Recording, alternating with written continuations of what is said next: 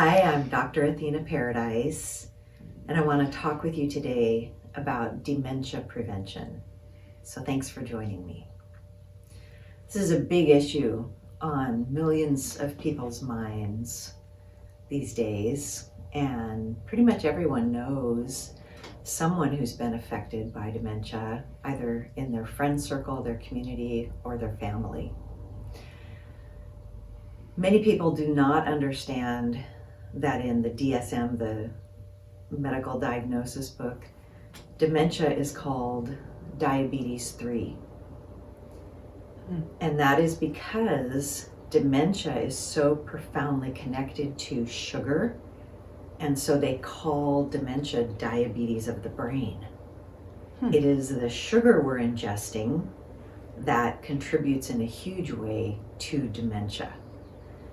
When you take in sugar, whether it's in the form of sugar, alcohol, grains break down immediately into sugar in your body. That sugar undergoes a process called glycylation.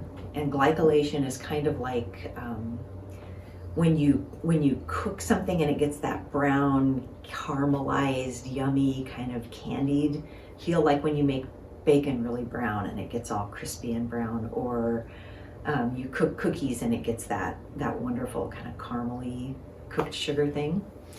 That's the thing that's hardest, and that process happens in your brain where the cells actually get very affected by the sugar. So the most potent thing you personally can do to prevent dementia is to stop eating any kind of refined sugar, eliminate grains from your food plan, and stop having alcohol unless it's a small amount occasionally. Now, for most Americans, you probably would hear that and go, I'd rather die than get rid of all those things. And that's an option. You can totally do that. But I'm working with people who want to understand how they can move toward health and clarity, and how they can move into their later life without losing their faculties. I want to share a book with you, Undoctored by William Davis, MD. This is a cardiologist, and the reason I like this book is he really helps you understand step by step, what is sugar doing to my body and brain? What are grains doing to my body and brain? And he backs everything up with research. So if you feel like, oh, I kind of like that idea, but I don't really understand why would I do that, this is the book for you. This is on Audible, so if you learn better by listening, you can just play it. Of course, there's the hardcover book you can order.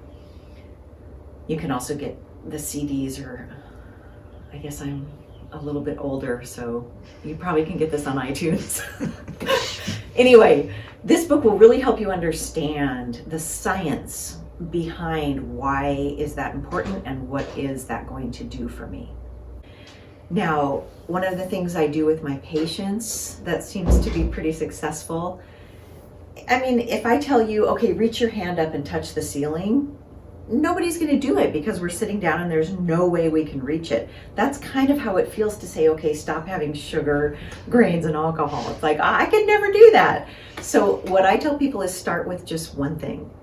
What if you could just stop having any refined sugar and, bring in, there's lots of alternative sugars like monk fruit, erythritol, stevia. Now, I personally don't like powdered stevia. It always has this weird metallic taste, but I really like the liquid stevia. Sweet Drops is a great brand that doesn't have any of that weird residual taste. So those are things I cook with, I put into my tea, and that does not affect my insulin pathways. It doesn't affect my brain in a negative way. So that's a good way to make an easy transition. Then once you've got that down, giving up grains can be kind of intense. So just start by going gluten-free. Take out any form of wheat, barley, or rye, and just eliminate those from your food plan. Once you feel like, okay, I can do that, then try every other day going without grains, and once you can do that, try going for a week without grains, and then a month. You know, just you build your success, and you go, okay, I can handle this, and it doesn't feel so overwhelming. I also like to have treat days, you know, so maybe once a week you say, okay, once a week I'm going to have wine with dinner, or once a week I'm going to have a hamburger and I'm going to use a gluten-free bun. And so those are just some ways where you can start to incorporate these very helpful practices that aren't overwhelming. Okay.